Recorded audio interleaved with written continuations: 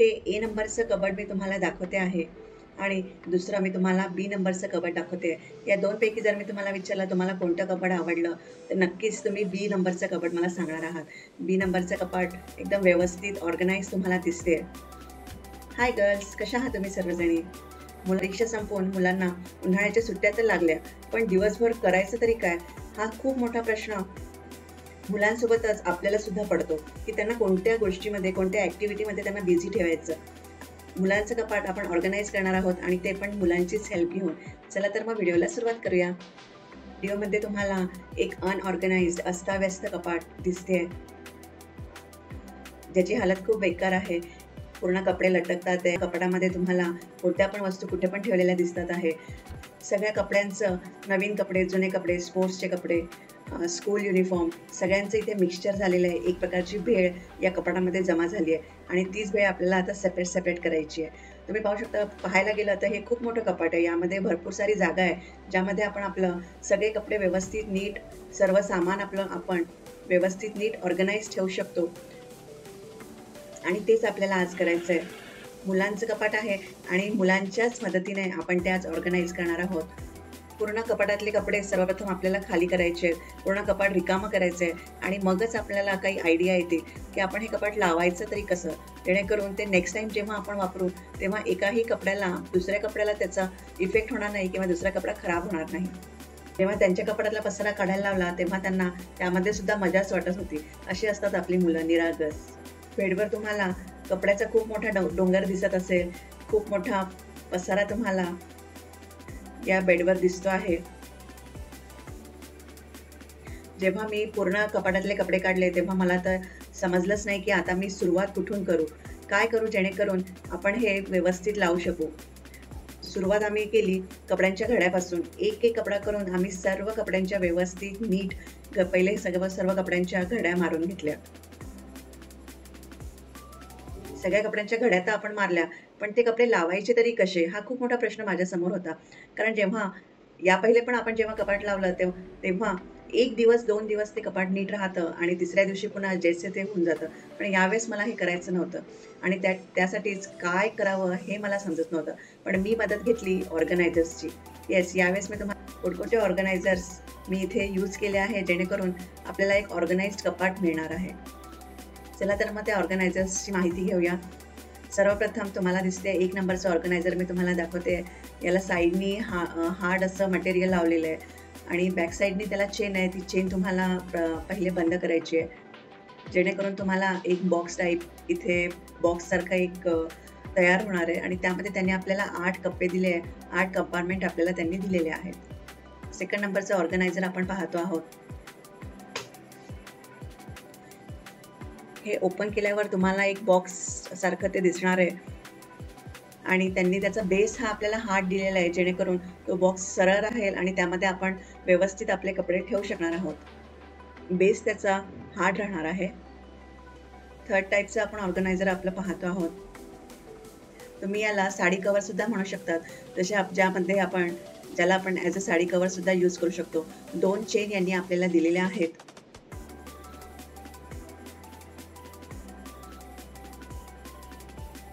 जवळजवळ 10 ते 12 साड्या मावतील एवढी याची साईज आहे आणि तुम्हाला इथे दिसते यांनी आपल्याला ट्रान्सपरंट एक प्लास्टिक इथे दिलेलं आहे, जेणेकरून आज जे पण कपडे तुम्ही ठेवणार आहात ते तुम्हाला बाहेरूनच दिसणार आहेत. प्रत्येक वेळेस तुम्हाला चेन उघडायची गरज नाही आणि नॉन वोवन मटेरियलचं हे ऑर्गनायझर आहे. 4th टाईपचं आपण ऑर्गनायझर पाहतो आहोत. हे एक प्रकारचं हँगिंग टाईपचं ऑर्गनायझर आहे. हे तुम्हाला तुमच्या कपाटामध्ये जो रॉड असतो त्याला लटकवायचं आहे किंवा तुम्ही हँगरच्या मदतीने सुद्धा हे तुमच्या कपाटमध्ये लावू शकतात. व्हिडिओमध्ये दिसत असल्याप्रमाणे तुम्हाला इथे दिसते 4 कंपार्टमेंट तुम्हाला इथे मिळणार आहेत या ऑर्गनायझरमध्ये वापरायला आणि याचा पण जो प्रत्येक कंपार्टमेंटचा जो बेस आहे तो हार्ड राहणार आहे. कपडे ठेवल्यावर ते पूर्ण जो कप्पा आहे तो असा लोंबणार नाही. बरोबर त्यामध्ये त्यांनी आपल्याला हार्ड मटेरियलचं वेगवेगळं सेपरेशन दिलेलं आहे. 5व्या टाईपचं ऑर्गनायझर आपण आता पाहणार आहोत. तुम्हाला इथे दिसते एक ड्रेसच्या शेपचं हे ऑर्गनायझर आहे. हे स्पेशली मुलींसाठी यूज केलं जातं. यामध्ये यांनी खूप सारे कपडे दिलेले आहे, तुम्हाला ट्रान्सपरंट कंपार्टमेंट दिले आहे, जेणेकरून तुम्ही आत काय ठेवणार आहे ते तुम्हाला दिसणार आहे. आणि याचं जर बॅक साईडचं तुम्ही पाहाल तर इथे यांनी वेल्क्रोनी इथे आपल्याला वेगवेगळे हँगिंग करण्यासाठी दिलं आहे. इथे तुम्ही तुमचं स्कूलचं टाय असेल तो लावू शकतात, किंवा तुमचे स्टोल असणार आहेत, तुमचे ओढण्या असणार आहात, तुम्ही ते तुमचे नेकलेस हे सुद्धा तुम्ही इथे हँग करू शकणार आहात. यामध्ये तुम्हाला एक हँगर टाकायचं आहे. त्यांनी हँगर टाकण्यासाठी आपल्याला इथे वरती जागा दिली आहे. ते हँगर दोन्ही साईडनी फिक्स करून आपल्याला हे आपल्या कपाटामध्ये हँग करायचं आहे. मागून आणि पुढून दोन्ही प्रकारे तुम्ही या ऑर्गनायझरचा यूज करू शकता. 6व्या नंबरचं ऑर्गनायझर आपण वापरतो आहोत.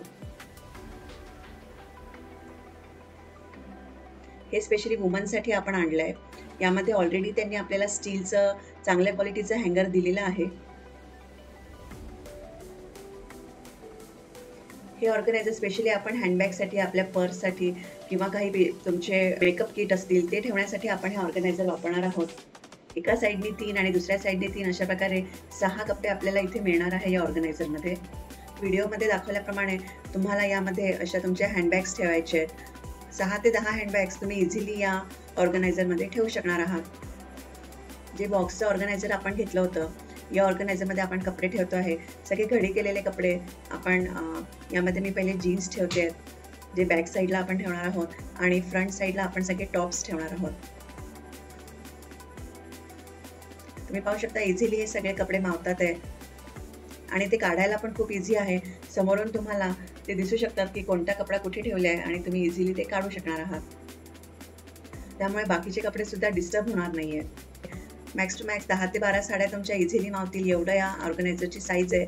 यामध्ये आपण सगळे घागरे किंवा जे तुमचे स्पेशली तुम्ही स्पेशल ऑकेजनला जे कपडे वापरतात, जसं की वन पीस असेल किंवा तुमचे घागरे असतील, तुमचं चनिया चोली पॅटर्न असेल, असे जे ड्रेस आहेत जे आपण स्पेशल ऑकेजनला वापरतो ते आपण यामध्ये ठेवणार आहे. हे 8 कंपार्टमेंटचं ऑर्गनायझर आहे. यामध्ये आपण भरपूर साऱ्या वेगवेगळ्या वस्तू ठेवू शकणार आहोत, जसं की तुमचे इनरवेअर्स असतील, स्कूलचे सॉक्स असतील, किंवा तुमचे स्पोर्ट्सचे कपडे असतील, तुमचे स्कूलचे सॉक्स असू दे किंवा हँकी असू देत, किंवा तुमचे स्पोर्ट्सवेअर असू देत, हे सर्व काही तुम्ही इझिली यामध्ये या कंपार्टमेंटमध्ये ठेवू शकणार आहात, जेणेकरून तुम्हाला ते इझिली अवेलेबल होणार आहे.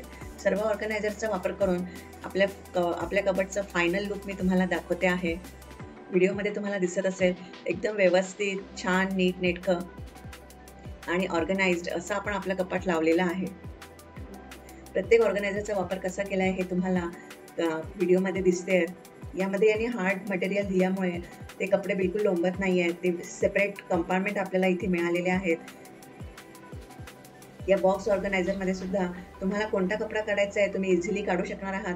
दुसऱ्या कपड्यांना डिस्टर्ब होणार नाही आहे, ते व्यवस्थित राहणार आहात, आणि कपडे काढण्यासाठी तुम्ही तो बॉक्स इझिली मुव्हेबल आहे तुमच्यासाठी. वरती असलेल्या रिकाम्या जागेमध्ये मी हँगर्स लावलेले आहे. अशा प्रकारे तुम्हाला न्यू ड्रेसेस हे दोन्हीकडनं हँगरमध्ये घालायचे, म्हणजे एक ड्रेस काढताना दुसरा ड्रेस पडणार नाही. गर्ल्सचं ऑर्गनायझर आपण इथे लावलं आहे. तुम्हाला दिसते भरपूर साऱ्या वस्तू मी इथे ठेवल्या आहे. ते त्यांचे बीट्स असू देत, किंवा स्कूलचं त्यांचे रबर बँड असू देत, बेल्ट असू देत, किंवा त्यांचं क्राफ्टचं सामान असू देत, त्यांचं एक्सेसरीज असू देत, अशा सगळ्या वस्तू, अशा सगळ्या छोट्या छोट्या वस्तू ज्या कुठे पण मिसप्लेस होतात त्या तुम्हाला एकाच ठिकाणी सगळ्या तुम्ही आरामशीर ठेवू शकणार आहात. ड्रॉवर पण मी तुम्हाला दाखवते. एका ड्रॉवरमध्ये आपण त्यांचे इनडोअर्स जे गेम असतात ते सगळे गेम्स ठेवले आहेत. उन्हाळ्याच्या सुट्टीमध्ये त्यांना नक्कीच हे गेम्स कामात येतील. नेक्स्ट ड्रॉवरमध्ये मी त्यांचे स्कूलचे आयटम्स ठेवले आहे. फाईल्स असतील, त्यांचे जे कंपास बॉक्स आहे, हे सगळं एका ड्रॉवरमध्ये आपण ठेवलेलं आहे.